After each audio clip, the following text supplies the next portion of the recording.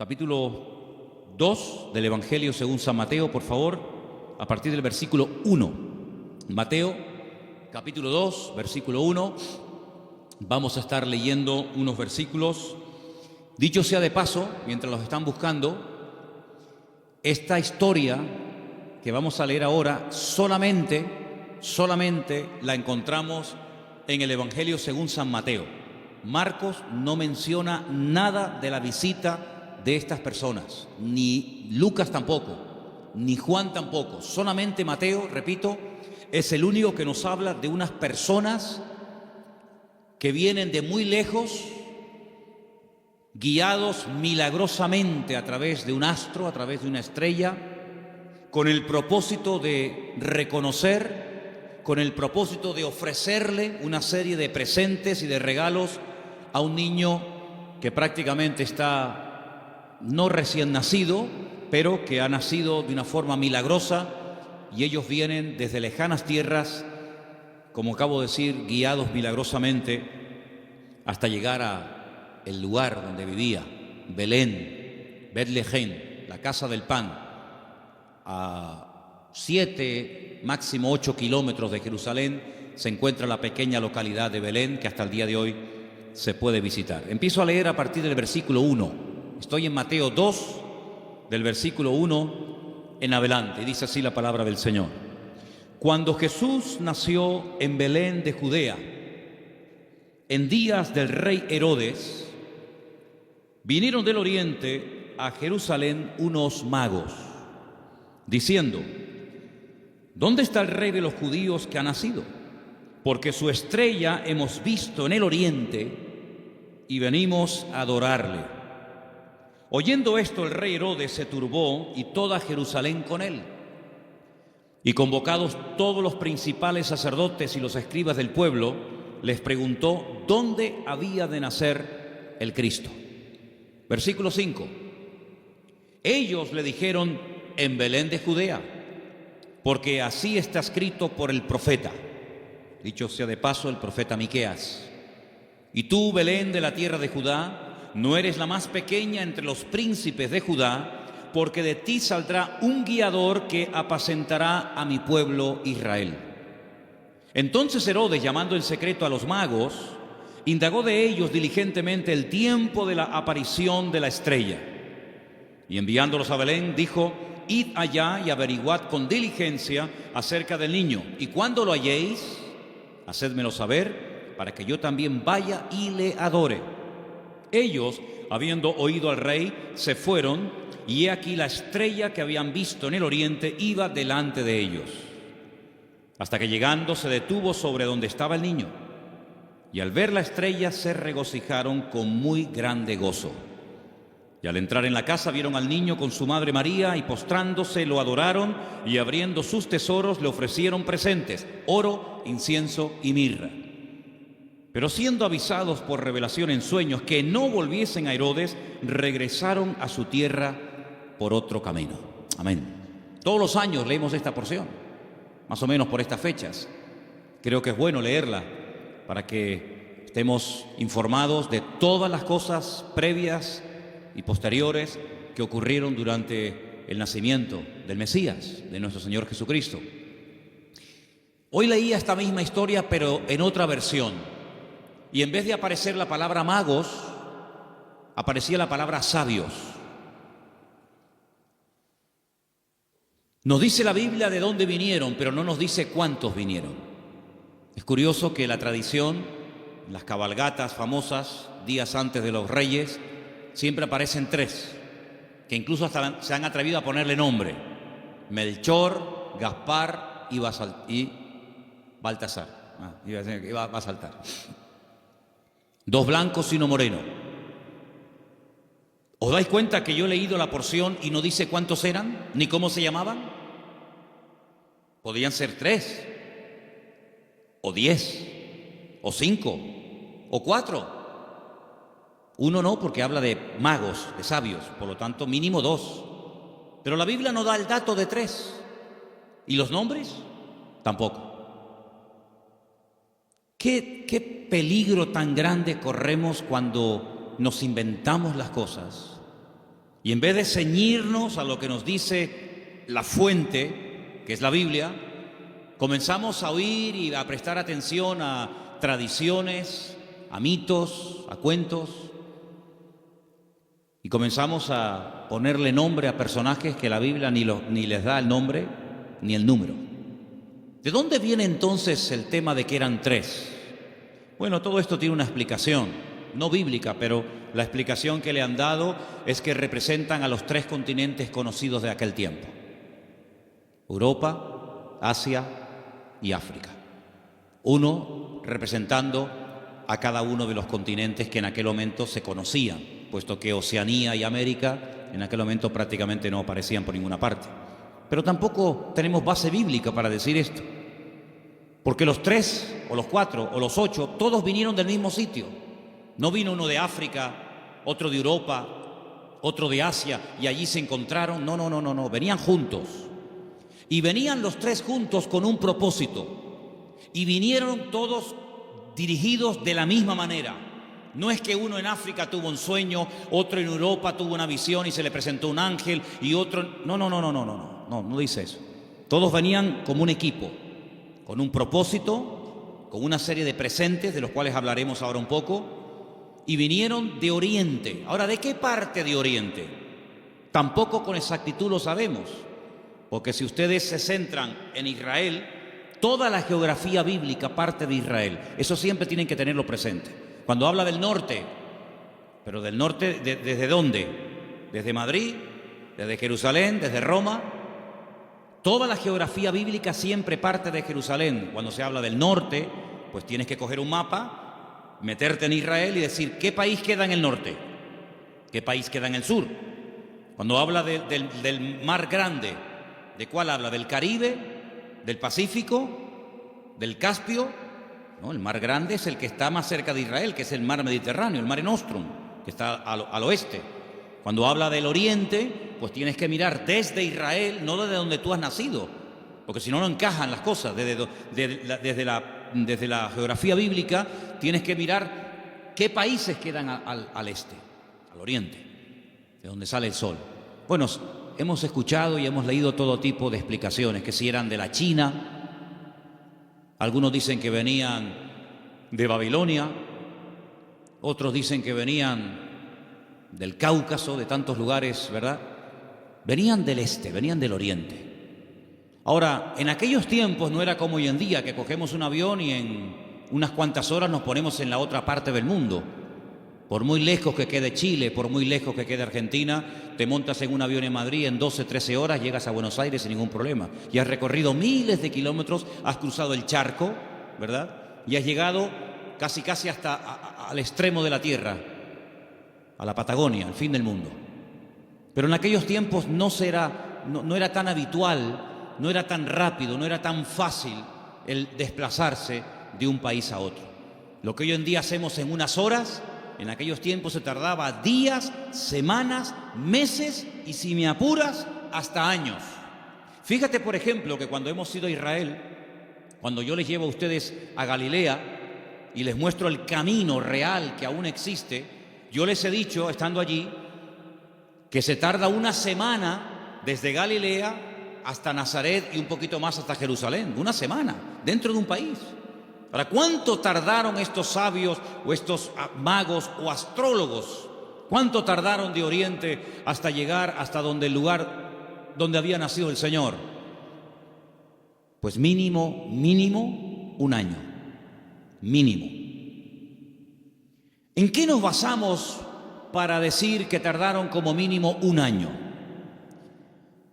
Cuando uno lee la palabra, uno tiene que prestar atención al contexto, a todo lo que nos cuenta la historia, no solamente a unos cuantos versículos, sino a todo el contexto de la historia, situarnos en el momento de la época y tomar nota de una serie de detalles que nos aportan información que aparentemente no son importantes, pero son muy importantes. La imagen que la mayoría de la gente tiene del nacimiento de Cristo es más o menos así. Encontramos, y por ahí vamos a ver ahora en estos días, si no es que lo han puesto ya, lo que llaman los belenes, los portales, ¿sí? Y van a ver al niño en una cunita, su madre a un lado, el padre a otra, unos ángeles que están allí, los camellos fuera, los magos que entran dentro y se postran delante del niño, detrás una burra, detrás una vaca, ¿sí o no? Esa es la imagen que la gente tiene. Pero eso no es verdad, rotundamente falso. Ya este papa que dimitió, Ratzinger, cuando estaba como papa, no ahora en el paro, cuando estaba como papa, él dijo que eso era mentira, que eso no tiene base ni fundamento bíblico. Allí no estaban todos juntos, el niño, la madre, los animales, los magos, los pastores. Eso es rotundamente falso. Pero es la imagen que la gente tiene. Entonces la gente cuando va al pesebre o al portal que hacen aquí en el ayuntamiento o en otros lugares, pues ve a todos juntos. Sin embargo, si ustedes se fijan, hemos leído en esta noche en el versículo 11 una palabra clave para poder ir desgranando y explicando esta porción. Dice que al entrar en la casa, en todas las Biblias tiene que poner eso, sea de la versión que sea. En todas las Biblias tiene que poner: cuando entraron en la casa vieron al niño con su madre postrado y lo adoraron. En la casa.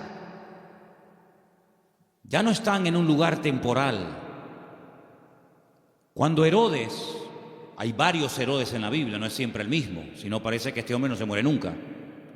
El Herodes que manda a matar a los niños, no manda a matar a niños de 15 días o niños recién nacidos.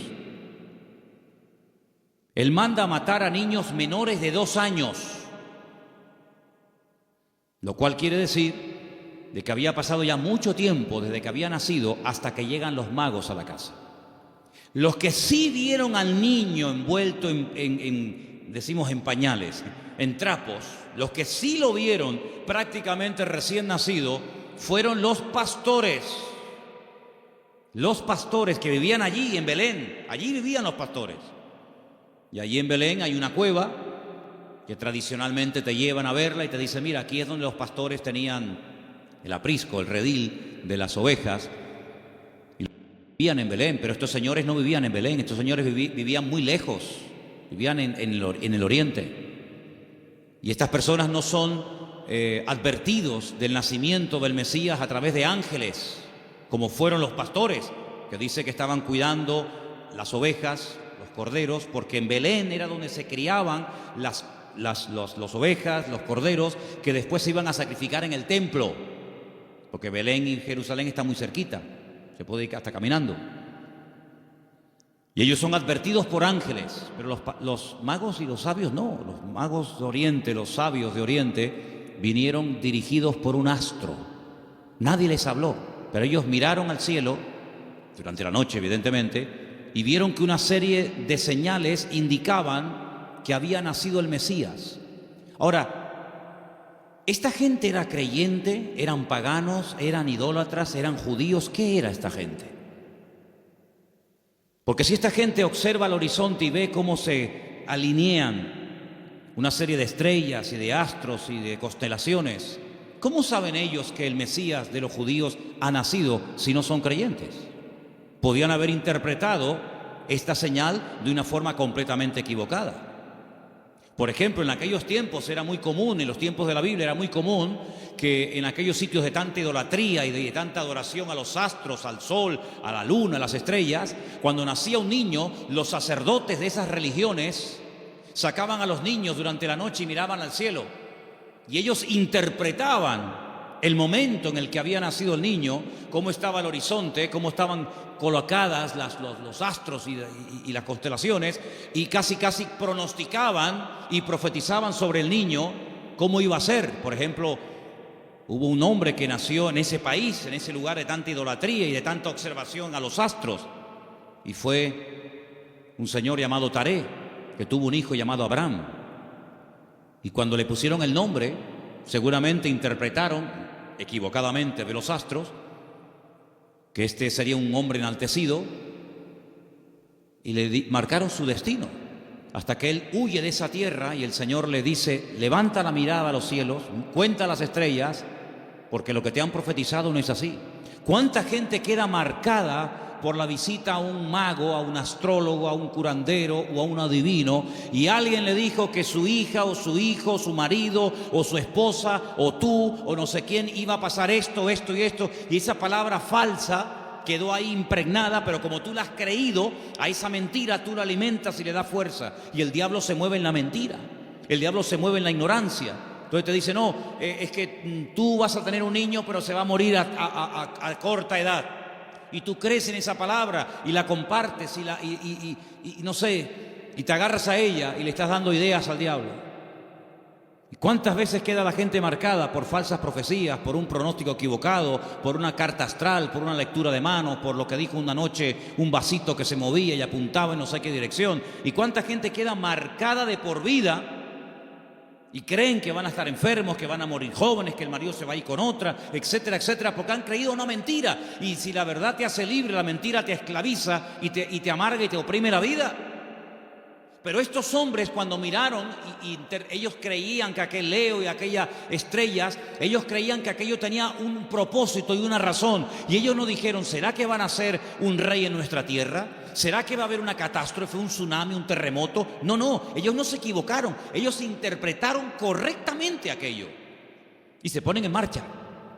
Y como mínimo, te dije antes que tardaron un año. Y ellos no van yendo por todos los países preguntando, oye, ¿será aquí? ¿Será allí? Como aquellos que aquella noche cuando oyeron la palabra profética del Señor que dice, uno de vosotros me va a entregar. Todos dijeron, seré yo, seré yo, seré yo, seré yo, todos menos uno, que dijo quién es. Los magos, los sabios de Oriente no comenzaron a ir por Europa, por África, diciendo, será por aquí, será por allá. No, esa estrella, su estrella, no una cualquiera, su estrella, esa señal profética marcada en el cielo, indicaba en una dirección. Ellos seguían y llegaron, nada más y nada menos, que al sitio correcto, al país correcto y al pueblo correcto, Belén de Judea. Y cuando llegan allí, a Herodes, que era el rey que los romanos habían puesto como un títere, le preguntan, ¿dónde está el rey de los judíos? Porque su estrella hemos visto en el oriente y venimos a adorarle. Le están haciendo esta pregunta a un rey, no le están haciendo esta pregunta a un esclavo, no le están haciendo esta pregunta a uno que encuentran por la calle, sino que van al palacio, al Herodión, que aún se puede visitar en Belén, ¿verdad? Y le están preguntando al rey, que supuestamente es el rey de los judíos, ¿dónde está el rey de los judíos? Porque venimos a adorarle. Y ellos reconocen que ese con el que están hablando no es. Claro, por eso dice que se produjo una consternación. La gente comenzó a decir, oye, han venido gente de lejísimos, cargados con unos presentes y unos regalos, una fortuna en oro, en incienso y en mirra. Y dice que vienen a adorar al rey de los judíos y dicen que su estrella han visto en el oriente, y estas noticias corrieron hasta Jerusalén y se produjo un tumulto tremendo porque la gente decía, pero ¿a quién se refieren? Es decir, había nacido el Mesías, profetizado durante siglos y siglos, y nadie se había enterado. Fue como un nacimiento secreto. Nació el Mesías, del cual habló Isaías, Jeremías, Ezequiel y tantos profetas, y nadie se había dado cuenta. ¿No te has parado alguna vez a preguntar que Dios puede hacer muchas cosas hoy en día entre nosotros y no nos hemos dado cuenta de que es el Señor? Y atribuimos a la casualidad o a la coincidencia o a la suerte. Sin embargo, el que tiene todo el control y el dominio siempre es el Señor. ¿Cuántos dicen amén? ¿Cómo supieron interpretar estos hombres estas señales correctamente? Bueno, hay varias opiniones.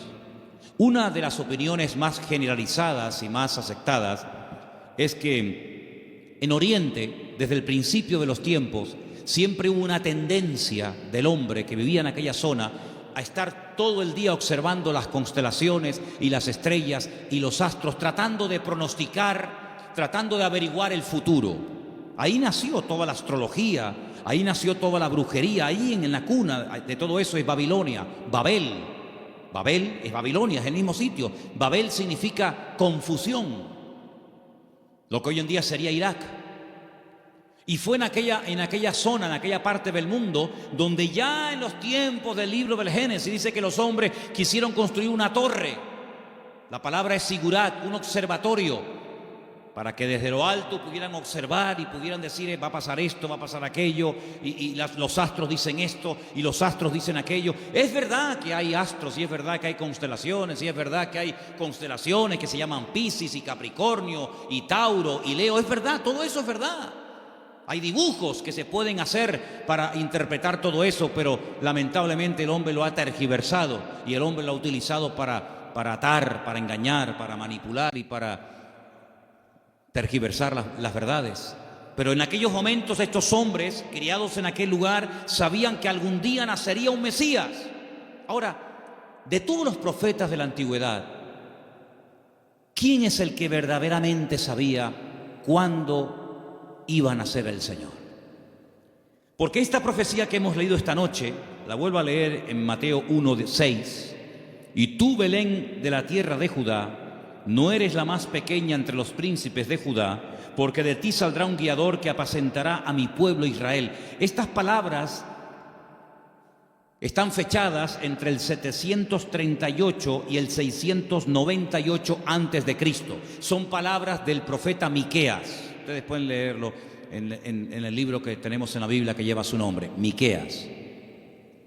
Pero hubo un profeta que sabía el día exacto en el que el Señor Jesucristo vendría en su primera venida a este mundo, y era el profeta Daniel. El profeta Daniel tuvo una revelación tremenda, muy amplia, y él sabía perfectamente que si se comenzaba a contar, nosotros contamos hacia adelante, ellos contaban hacia detrás, ¿verdad?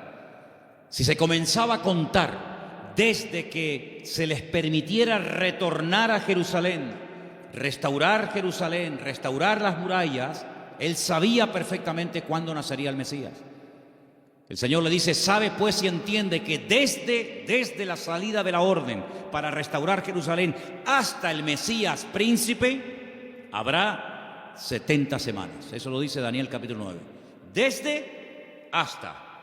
¿Cuándo empezamos a contar? Desde que salgan y comiencen a restaurar la ciudad y comiencen a levantar el templo. Desde que salgan hasta que venga pasarán 70 semanas.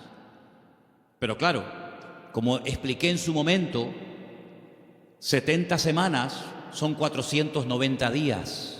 Y no hay 490 días desde que Nehemías, Esdras y Zorobabel reconstruyen la ciudad de Jerusalén hasta Cristo. No hay 490 días, hay muchísimo más. Entonces, ¿qué es lo que pasa? También expliqué en su momento, y quiero solamente recordarles, que la forma de contabilizar el tiempo en la Biblia y según el pueblo de Israel varía mucho de cómo contamos nosotros el tiempo. Partimos de la base de que nuestro calendario no es el calendario bíblico. Nuestro calendario es un calendario mandado a hacer por un papa llamado Gregorio.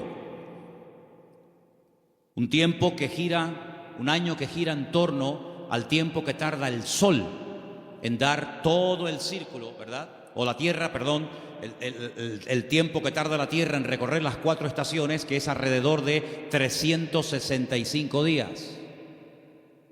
Mientras que el calendario bíblico es un calendario basado en la luna y tiene 360 días.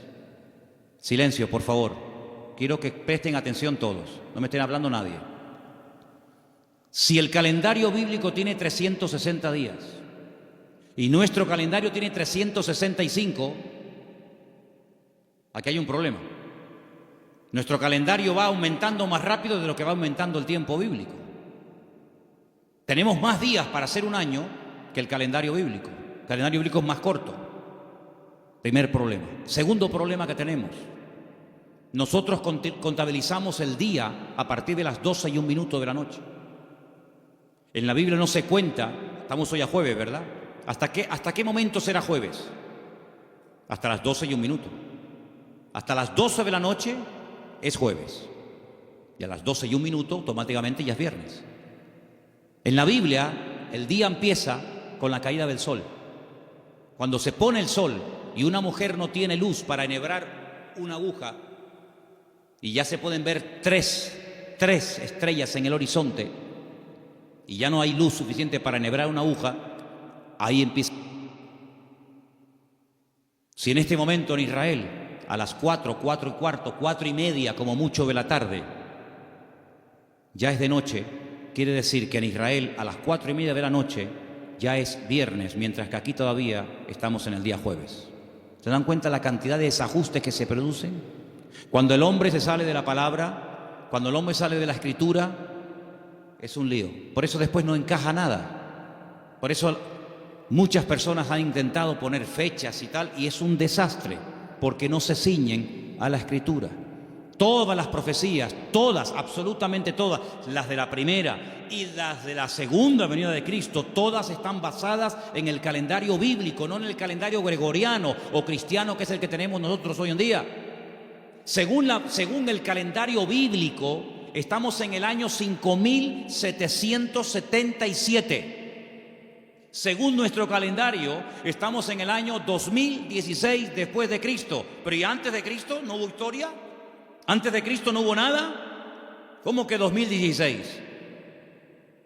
Entonces hay un desfase tremendo, de 5777 a 2016 después de Cristo. Y no contamos lo de antes. Tenemos otra forma de contabilizar, ¿verdad? Porque hay un antes y un después. Entonces es muy importante darnos cuenta de que el profeta Daniel, cuando recibía las revelaciones acerca de la venida del Mesías, el Señor le estaba hablando con términos bíblicos, no con términos modernos. Y cuando el Señor le dice 70 semanas, Daniel, sabe pues y entiende, escucha esto, desde que salgáis hasta que venga el Mesías príncipe, pasarán 70 semanas, pero resulta de que en el pueblo de Israel y según la Biblia, y esto está demostrado en el libro de Levítico, las formas de contar los días y las semanas también son diferentes. ¿Por qué? Porque nosotros llamamos semanas a un grupo de 7 días. Y 7 días para nosotros es una semana. Claro, y para todo el mundo. Pero además, en la Biblia se llama semana a un periodo de 7 años. Es decir, si le preguntas a un niño cuánto tiempo tiene, te puede responder de 2 maneras. A la manera nuestra y te dice, yo tengo 7 años. O te puede decir, yo tengo una semana. Y tú dices, ¿cómo va a tener este niño una semana? Qué grandes son los niños en Israel, ¿no? Pero tienes que multiplicar, ¿verdad? De tal manera que cuando el Señor le dice al profeta Daniel, 70 semanas están determinadas sobre tu pueblo, lo que le está dando es un paquete profético de 490 años. 70 por 7, 490.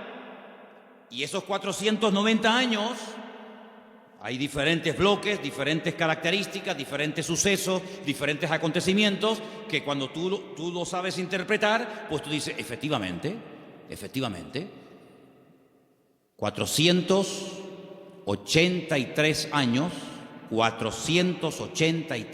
multiplícalo por años de 360 y te va a dar el número exacto de días que hay desde que salieron de Babilonia y restauraron Jerusalén hasta que entró el Mesías. Pasaron 483 años. Pero dice, pero son 70 años, 70 semanas. Y la última semana, los últimos 7 años, son los famosos 7 años de la Gran Tribulación. Y todo encaja. La Biblia es matemática pura. Es la única ciencia exacta, las matemáticas. En todas partes del mundo, 2 y 2 son 4. En todas partes del mundo. Por encima del Ecuador y por debajo del Ecuador, 2 y 2 son 4. En todas partes del mundo. Es una ciencia exacta, ¿verdad? No se puede cuestionar. No es que aquí 2 y 2 son 4, allí son 3 y medio, allí son 8. No, en todas partes es igual. Y el Señor usa la matemática de Él, el tiempo de Él, el calendario de Él, para preparar a los pueblos, para preparar a las naciones, para preparar a su pueblo, para que aquel día no nos sorprendan las cosas como ladrón en la noche. Entonces estos hombres seguramente tenían la información que tenía el profeta Daniel. Y junto con la información del profeta Daniel y la observación meticulosa de los astros y de las estrellas, automáticamente dijeron, el tiempo se ha cumplido. El tiempo se ha cumplido del nacimiento del Mesías. Y ellos se ponen en marcha. Y cuando llegan, pues ya el niño no es un niño recién nacido, Ya el niño no está en un pesebre, el niño está en una casa. El niño está en una casa. Es interesante notar que en el pesebre estaba José y María, pero en la casa está solamente María, ya no está José. Y estos detalles es importante darse cuenta, porque son los detalles que nos van a ayudar a tener toda la información, todas las piezas del puzzle, y vamos a poder decir, amigo, los que vieron al niño recién nacido fueron los pastores. Y los magos o los sabios de Oriente, cuando vinieron, no vieron a un niño recién nacido, vieron a un niño de 1 año, año y medio, máximo 2 años.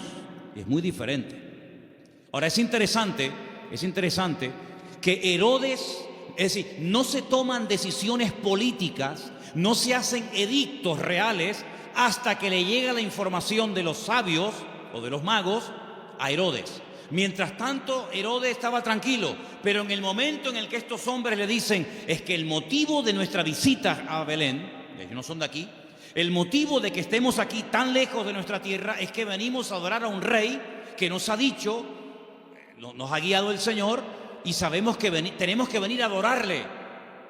Jamás un rey, jamás una persona se le ocurriría visitar a un rey con las manos vacías, porque era un insulto. Era una provocación, era el no reconocerme. ¿Cómo te atreves a venir a visitarme a mí con las manos vacías? No me estás reconociendo como rey. Si tú me reconoces y te sometes y me respetas, tienes que traerme siempre un presente. Y por eso ellos vienen cargados con muchos kilos, hermano, ¿no? A veces vemos en las obras de teatro, en las películas, vemos una cajita ahí ridícula. Date cuenta, hermanos, que José era un hombre que tuvo que cerrar su negocio y se tuvo que ir al extranjero a vivir durante un tiempo. Y este hombre, cuando llega a Egipto con un niño pequeño, con su mujer, él no tiene trabajo, él es un extranjero. Los judíos no eran muy bien vistos en Egipto porque siglos atrás los judíos, a través de otro judío llamado Moisés, habían destrozado el país de Egipto. Por lo tanto, no iba a ser nada fácil para un extranjero abrirse camino en Egipto. Pero tú no te preocupes, el Señor siempre va adelante. Cuando tú haces tu parte, no te quepa la menor duda de que el Señor siempre va a hacer la suya. Eso lo he enseñado yo hasta la saciedad. Algunos hacen caso y otros no hacen caso. Pero los que hacen caso y hacen su parte y se mueven en fe, el Señor siempre les sorprende. Ahora, los que están esperando que se llene la piscina para tirarse, ni con la piscina llena se tiran, porque no se van a tirar. El creyente tiene que andar por fe y no por vista.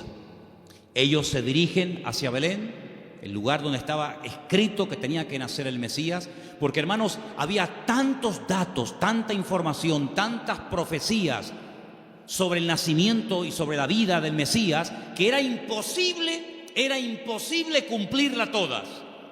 No las voy a mencionar todas, evidentemente, pero se tenían que dar más de 150 profecías en aquel que decía que era el Mesías para poder reconocerlo, valga la redundancia, como el Mesías.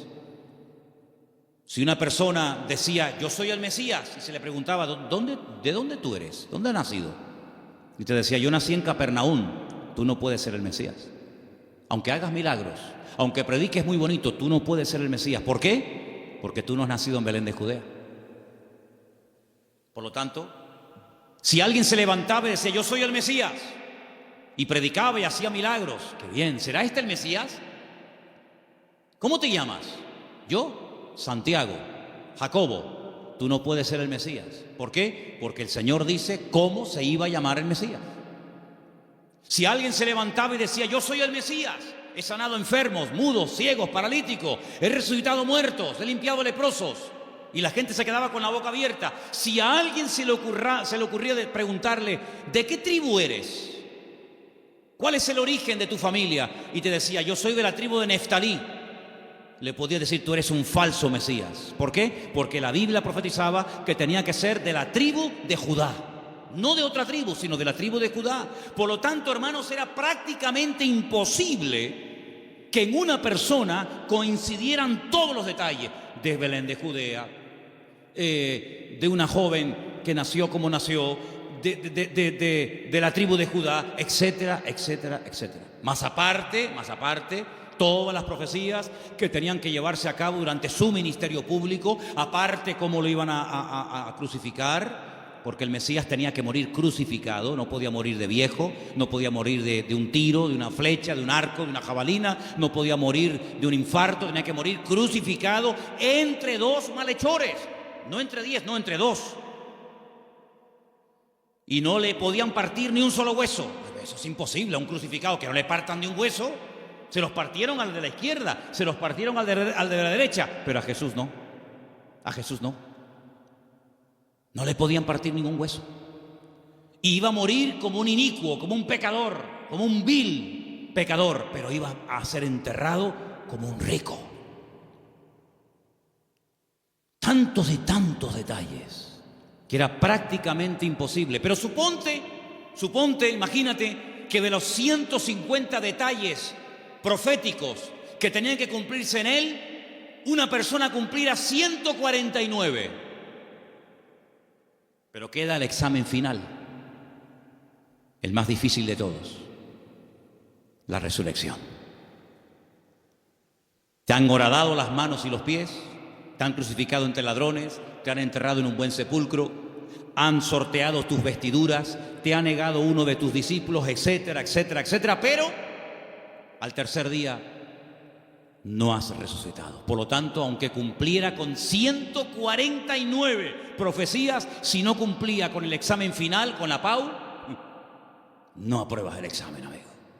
Por lo tanto, hermanos, cuando estos hombres se ponen en marcha, no es por emociones, no es por un sentimiento pasajero, sino es porque están coincidiendo tantas cosas que ellos van en fe y en obediencia, guiados milagrosamente a través del desierto, probablemente un viaje de más de un año hasta llegar a Belén de Judea. Cuando ellos llegan y le dicen a Herodes que vienen a adorar al Señor, resulta de que le presentan 3 tipos de regalos. Vamos a leerlos nuevamente, por favor. Estamos en Mateo capítulo 2, versículo 11. ¿Lo ponemos? Mateo 2:11. Al entrar en la casa vieron al niño con su madre María y postrándose lo adoraron. Y abriendo sus tesoros le ofrecieron presentes, oro, incienso y mirra. Algunos comentarios dicen que Daniel, cuando recibió la revelación, que la tenemos en la Biblia, por si te interesa conocerla, del nacimiento del Mesías, también de su reinado, pero estamos hablando de su primera venida, Daniel vivía en el palacio con el rey Nabucodonosor, ¿os acordáis, verdad? Después con Belsasar y después con otros también. Dicen los comentarios que Daniel no tuvo descendencia, seguramente lo hicieron eunuco, que era lo más probable, y no tuvo descendencia, pero dice que era uno de los hombres más ricos de todo el país. Después del rey, el que más autoridad, el que más prestigio y reconocimiento tenía, era Daniel. Así de claro, igual que José en Egipto, que después de Faraón el que mandaba era José. Casi podríamos decir que mandaba más José que Faraón. Toda esa fortuna, toda esa riqueza no se la quedaron sus hijos porque, repito, no tuvo. Y algunos dicen que puede ser que estos sabios, guiados, como ya hemos dicho, milagrosamente, llegaron hasta Belén y esta fortuna, porque no era una cajita así, era una fortuna en oro, en incienso y en mirra, que a lo mejor tú dices, bueno, yo de las 3 cosas me quedo con el oro. ¿Y el incienso y la mirra? Bueno, vamos a ver. Todo lo que la Biblia relata, todo lo que ocurre en la palabra de Dios, todo tiene una razón de ser, ¿sí o no? No hay nada casual. ¿Por qué la Biblia dice que eran 153 peces los que pescaron? ¿Ah? ¿Por qué dice la Biblia que comieron 5.000 hombres? ¿Por qué dice la Biblia que le regalaron oro, incienso y mirra? ¿Qué más da? Le hicieron presente, le hicieron regalo. ¿Qué más da? No. Lo dice. ¿Le trajeron qué le trajeron? ¿Ropas? No. ¿Joyas? No. ¿Comida? Tampoco. Oro, incienso y mirra. Tal vez para nosotros esos regalos no sean tan significativos, pero vamos a explicarlos. En estos 3 regalos, nosotros podemos ver, en cierto sentido, el reconocimiento de ese triple ministerio que el Señor Jesucristo llevaría a cabo durante su vida. Ustedes saben que en el Antiguo Testamento o eras profeta o eras rey. Las dos cosas al mismo tiempo no se podía hacer. Muy rara vez, por ejemplo, David, a veces profetizaba, pero David no pasó a la historia por ser un profeta, aunque a veces profetizaba. Pero uno conoce a David como el rey de Israel, no como un profeta. Sin embargo, a Isaías lo conocemos como un profeta. Sin embargo, en la figura de Cristo, en la figura del Mesías, se iban a dar tres características únicas de él: rey, profeta y sacerdote. Rey, profeta y sacerdote. El oro representa en cierto sentido la realeza del Señor Jesucristo, porque Él es el Rey de reyes y Señor de señores. Nadie dijo amén, pero lo es. Él es el Rey de reyes y el Señor de los señores. Nació como rey, lo crucificaron diciendo que era un rey y volverá a este mundo como un rey. Cuando nació dijeron: hemos venido a adorar al rey de los judíos. Era un niño, 1 año y medio, 2 años, pero era un rey.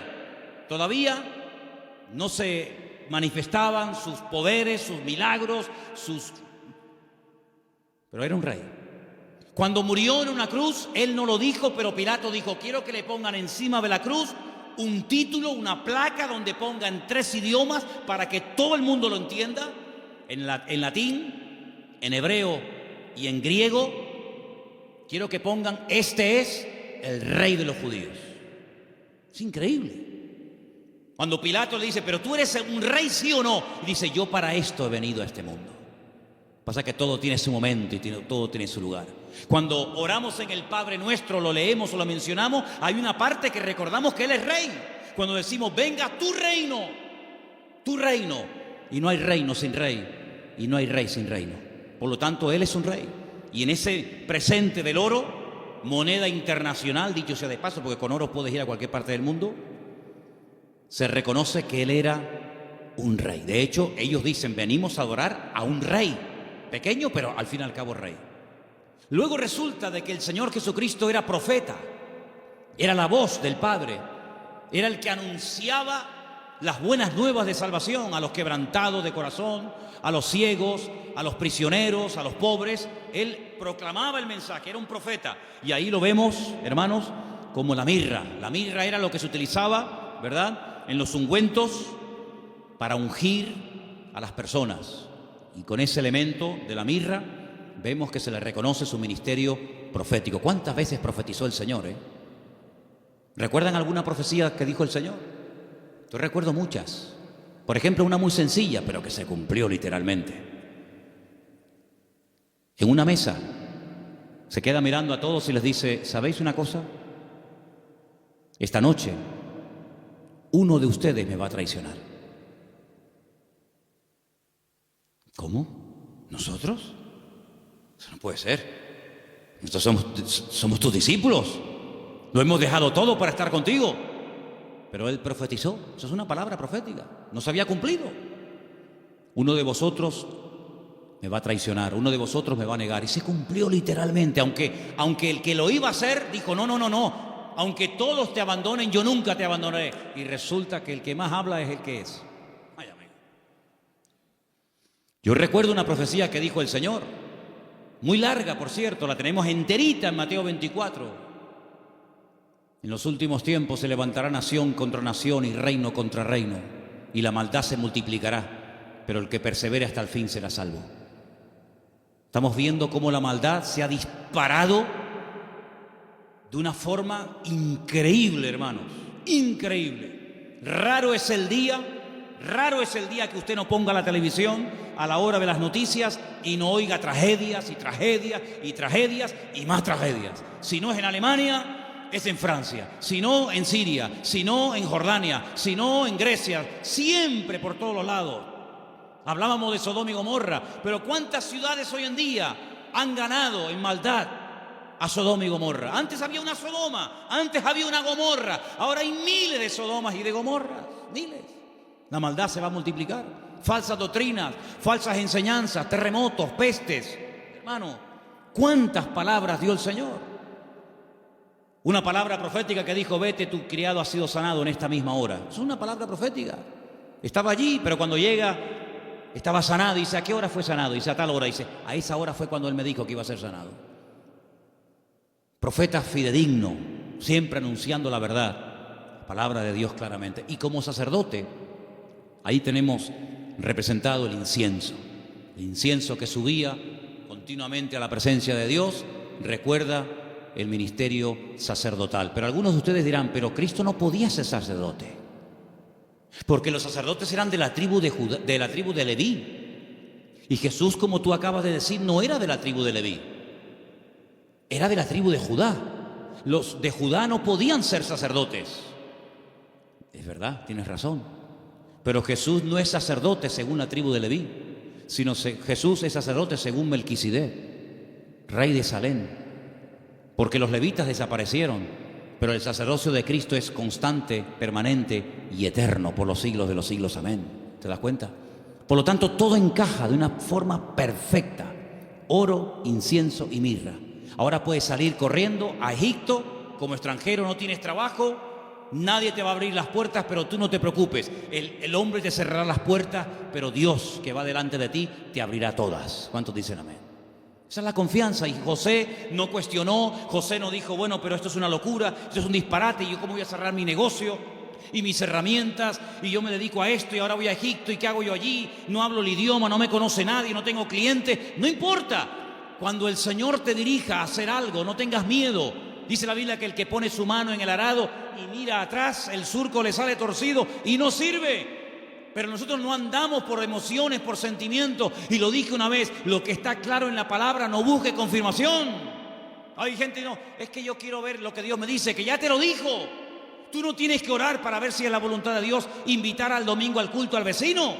¿Qué quieres? ¿Molestar a Gabriel con todo lo ocupado que está para que venga a ti a decirte, sí, vete al vecino a hablarle de mí, cuando la Biblia dice, id por todo el mundo y predicar el evangelio a toda criatura? Lo escrito no necesita confirmación. Los que siempre buscan confirmación son los que dudan, los que no se terminan de fiar, los cobardes como Gedeón, que ponía una prueba y vamos a poner otra, y vamos a poner otra. ¿Cuántas pruebas queremos? Por lo tanto, hermanos, la visita de esta gente fue algo realmente increíble, algo tremendo.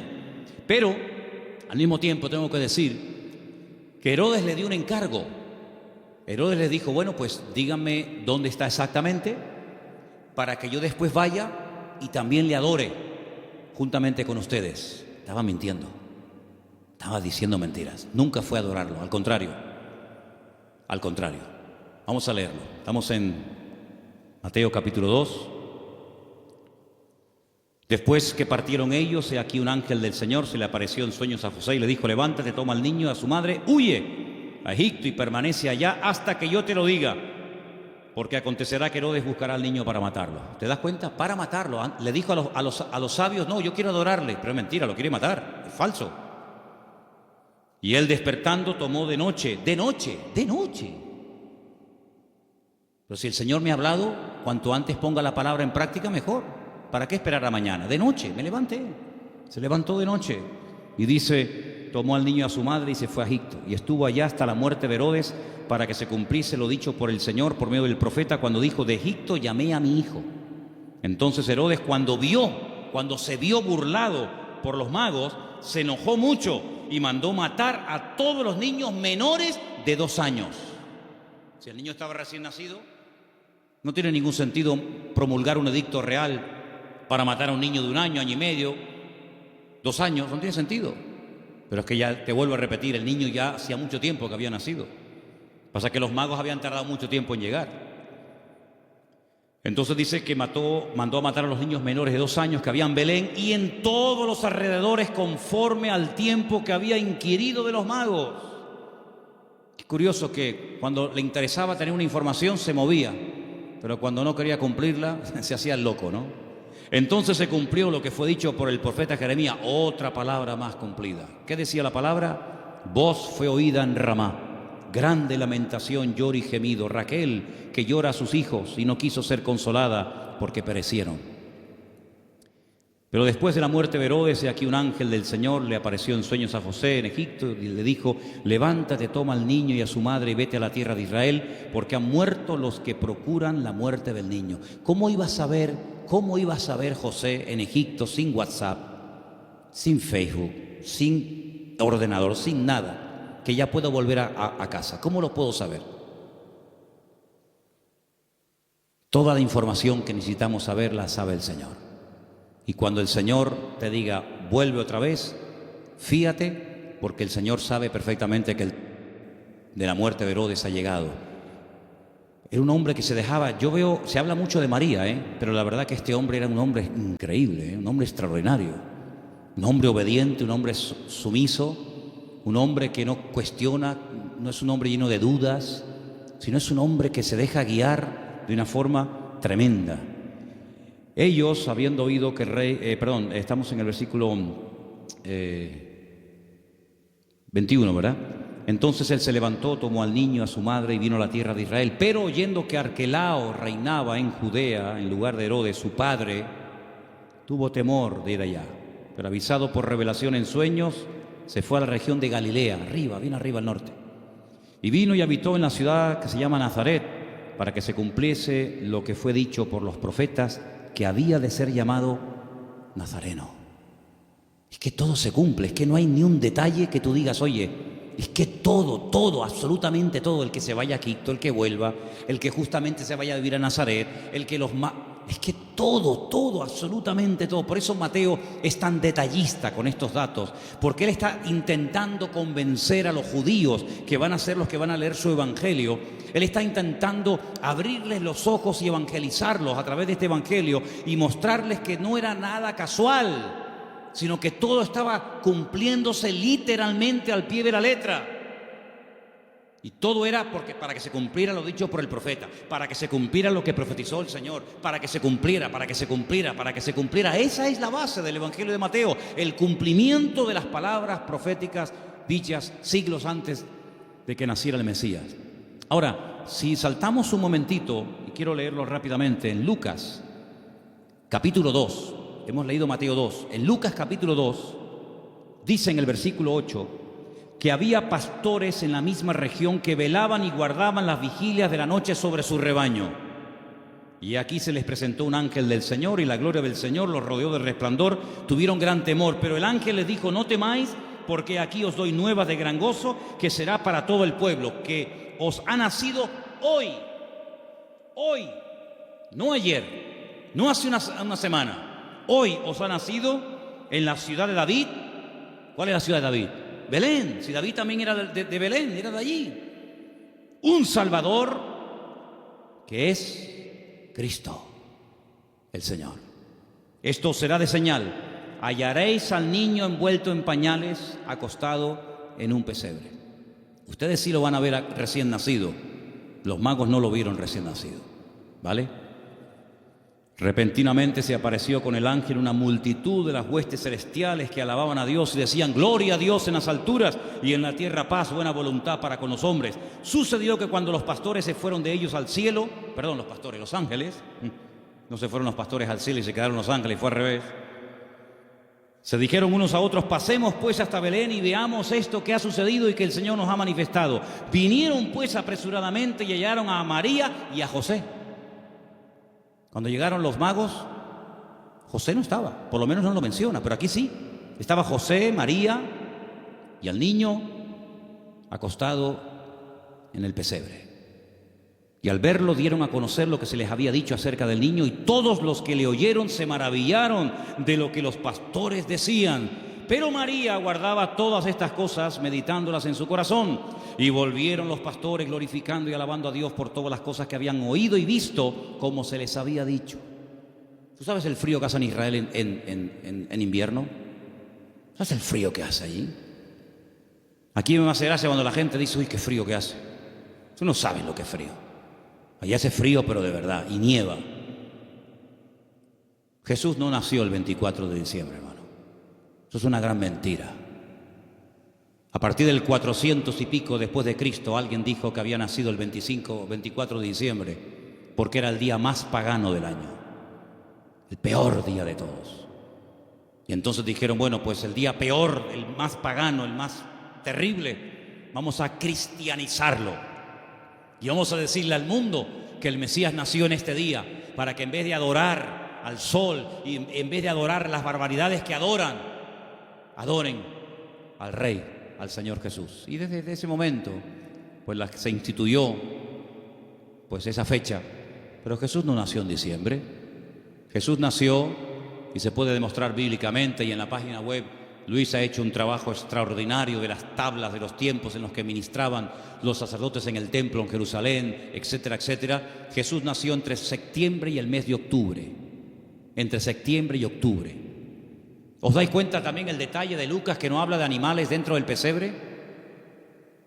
Judío jamás en la vida dormiría junto a animales. Jamás en la vida. Usted no puede leer la Biblia, y menos el Nuevo Testamento, con una visión occidental o puramente cristiana, porque usted no tiene ningún problema en ver una vaca, una oveja, una cabra y una mujer No, perdone. Judío es tremendamente escrupuloso para eso. Los animales jamás conviven con los hombres, ni los hombres conviven con los animales.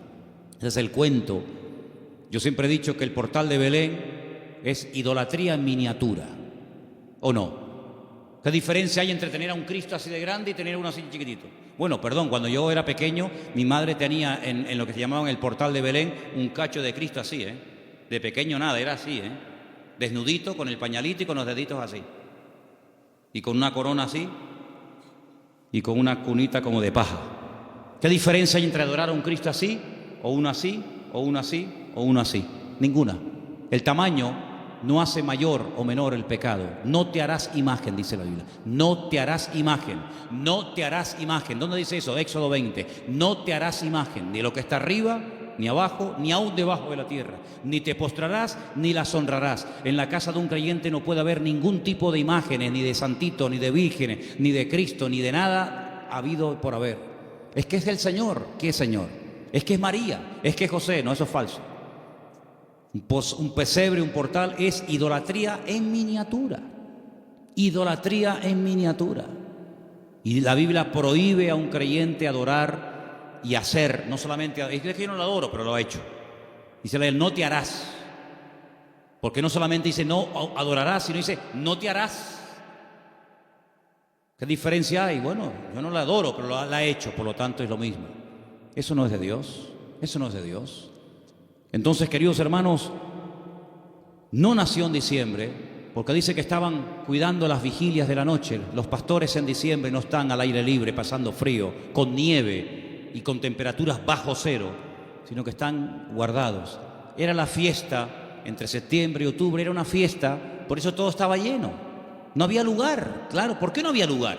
Tanta gente hay en aquellos días, en aquel lugar. En aquellos días sí. ¿Por qué? Porque era la famosa fiesta de los tabernáculos.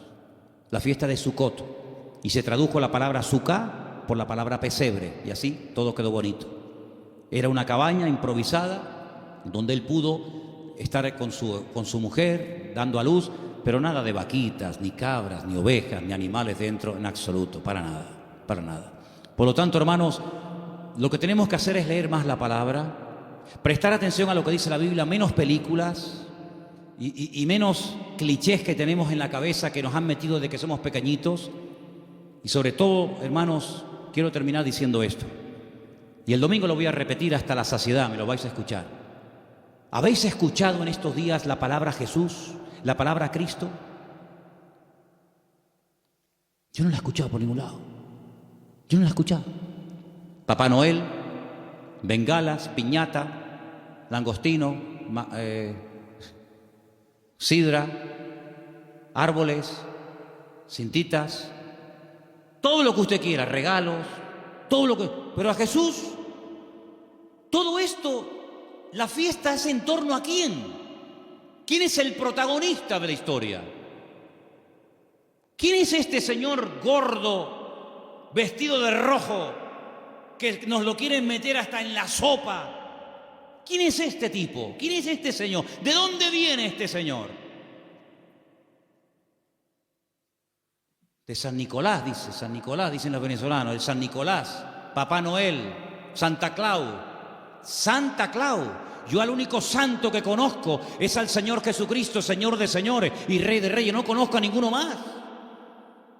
Hermano, o nos vamos a la Biblia o nos salimos de la misma. El protagonista en estos días no es Papá Noel, no son los magos, no es el arbolito. El protagonista tiene que ser nuestro Señor Jesucristo, que aunque el mundo diga que ha nacido en diciembre, bueno, está bien, diciembre, enero, ¿qué más da? Lo importante es que tenemos que recordar de una forma especial, una vez al año, que el Señor Jesucristo vino, pero ¿vino para qué? ¿Para qué vino? ¿Para qué vino? Y todo eso, Dios mediante, lo explicaremos el domingo, porque el tema del programa del domingo es ¿qué es la Navidad? Y lógicamente para explicar lo que es la Navidad tendré que explicar previamente lo que no es la Navidad. Pero hermano, nosotros no entramos en ese juego de consumismo. Si usted el 24 por la noche no puede tener la mesa llena de comida, no se preocupe, no pasa nada, hermano. El protagonista no somos nosotros, regalo va, regalo viene.